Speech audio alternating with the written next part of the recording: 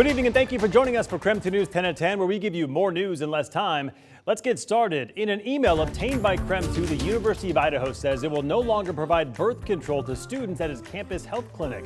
The U of I told staff it is taking a conservative approach to Idaho's abortion ban, which states that medical providers could face felony charges for the, quote, prevention of contraception. KREM 2's Kyle Simchuk is on campus tonight getting reaction for students.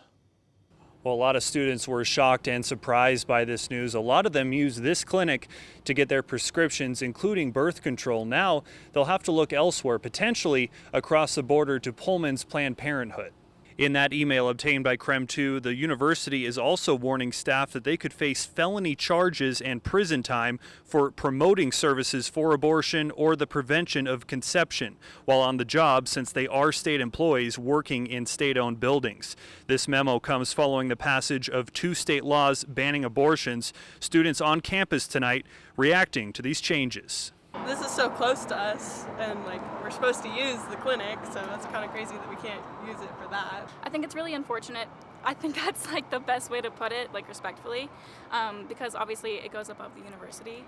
But just the fact that the university, like a college that's well known for supporting their students, especially in healthcare, because we saw that through COVID and stuff, it's just unfortunate that they have to follow the state legislation, because it doesn't benefit the students and it can actually create a lot of issues. Also in the memo, the university says clinics can still provide condoms, but only for the prevention of STDs and not to prevent a pregnancy. We reached out to the university for a comment. They provided us this statement saying, in part, the University of Idaho follows all laws. This is a challenging law for many and has real ramifications for individuals in that it calls for individual criminal prosecution. This guidance was sent to help our employees understand the legal significance and possible actions of this new law passed by the Idaho legislature. Reporting on the University of Idaho campus tonight, Kyle Simchuk, KREM 2 News. All right, switching gears to talk weather. Although fall has officially started, it certainly didn't feel like it today here across the inland Northwest. Let's get right over to Chief Meteorologist Jeremy the Goo. And Jeremy, tomorrow you're saying it's going to be even warmer than today. Yeah, hard to believe. It's going to be downright hot. Seriously. Right now, not too cool. Get this. We sit at near 70 degrees here in Spokane. Not too bad, and that's all thanks to that ridge of high pressure overhead. Low now kind of exiting the region, but it's pulling in some of that warm, dry air from the south. And that all plays into what we start feeling tomorrow. Temperatures overnight do fall. We get down to near 50 just about everywhere. And by tomorrow afternoon, we're talking some serious heat, mid to upper 80s for everyone. Grand Coulee hits 90, same with Omak. It's going to be a scorcher. Lewiston 91, a lot of those potential record highs. But over the course of the next few days, we do start cooling. Wednesday 80 and Thursday, believe it or not, 67 is about average for this time of year. All right, sounds good. We'll check back in with you later in the broadcast, Jeremy. Thank you very much. And now to our night beat with a quick look at the day's top stories. Crews are now starting to recover the wreckage of the float plane that crashed off Whidbey Island over Labor Day weekend. It's been more than 3 weeks since that crash killed 10 people, including Spokane's Sandy Williams and her partner Patricia Hicks. The National Transportation Safety Board and the U.S. Navy will use a remotely operated vehicle and a crane to recover the wreckage from the sea floor. Crews say it'll be a 24/7 operation. The crane will lift the wreckage in pieces and the ROV will collect smaller fragments. The NTSB says it could take up to 2 years to determine the cause of that crash. New today, our newsroom learning new details that Jules Helping Hands isn't going anywhere, according to a newsletter posted on the tents across that homeless camp off I-90.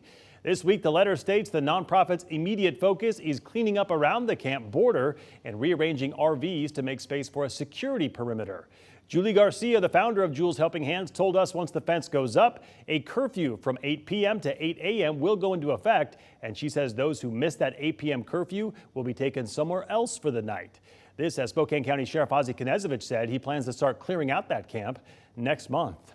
And tonight, authorities still piecing together details of the murder of a Moses Lake woman, Teresa Bergman. In a new development, her husband is now awaiting extradition back to Washington after he was arrested on Friday on the other side of the country. The Lincoln County Sheriff's Office says U.S. Marshals found Charles Bergman outside of a hotel room in New Stanton, Pennsylvania. He's accused of first-degree premeditated murder. Later on in our broadcast, we'll be digging deeper into court documents that detail the events leading up to the alleged murder. And that was your Night Beat. To learn more about any of these stories, just text us the word night to 509-448-2000 and we'll send them directly to your phone. Well, tonight we now know a man shot in Spokane Valley over the weekend is in stable condition. This after Spokane County Sheriff's deputies arrested a man in connection with the shooting. 22-year-old Dontrell Dale was arrested for assault and possession of a stolen firearm and appeared before a judge for the first time just a few hours ago. During his court appearance, the judge did not find probable cause to charge him with the stolen firearm charge, but set his bond at $500,000. After the victim was shot, he shouted out for help outside of the Eastside Apartments, and one man who lives nearby says he tried to help the victim. I heard the man plainly say, "Help me, will somebody help me please?" And so then she made sure I was awake and asked me to go help him. And so I got on some clothes and got out the front door, but he was already on the other side of the parking lot. KREM 2 obtained the court documents which show that a week prior, one of the teens threatened to kill Dale over, quote, pills. One of the teens believed that Dale stole, quote, Mexies from his mother. 2 teens were detained. During the court appearance, Dale's attorney said he acted in self-defense. His next court date is set for October 4th. Well, UW Medicine says a Washington State trooper remains in serious conditions in the intensive care unit at this hour after being shot in the face. Trooper Dean Atkinson was shot while on patrol in Walla Walla last week. The man suspected of pulling the trigger, Brandon O'Neill, is now facing several charges, including eluding police, assault, and attempted murder.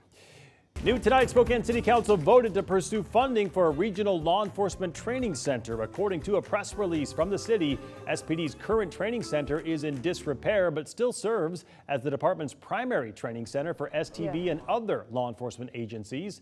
The resolution will commit the city to working with the Washington State Legislature to pursue funding for a regional training center. And looking ahead, the U.S. Postal Service is hosting a 2-day Mega Blitz job fair across the state of Washington. This Thursday and Friday, USPS will be looking to fill more than 2,000 positions, including mail carriers, mail handlers, and clerks. Colville, Green Acres, Pullman, Shadle, Garland, and the Spokane Mail Processing Facility are all looking to fill positions. And if you can't attend the fairs, you can apply for positions online at USPS.com. In more consumer news tonight, Starbucks announcing that it wants to start contract negotiations for the hundreds of U.S. stores that have voted to unionize. The Seattle coffee giant sent a letter to more than 230 stores offering windows for negotiations. However, the union organizing Starbucks stores expressed skepticism about the company's request. This coming after the company asked the National Labor Relations Board to temporarily halt all elections because of what they called evidence of misconduct. Well, you might be doing a double take at the pump once again. Overnight, gas prices jumped 4 cents on average in Washington state, and nationally, the average is up 5 cents from a week ago. Prices around the inland Northwest are up nearly a quarter in the last week, but remain well below the state average. Right now, Washington's average is $4.92 a gallon. In Spokane County, the average price is 35 cents cheaper at $4.57 per gallon. Meantime, in Idaho, the average is $4.41. In Kootenai County specifically, prices are about 7 cents cheaper with an average of $4.34.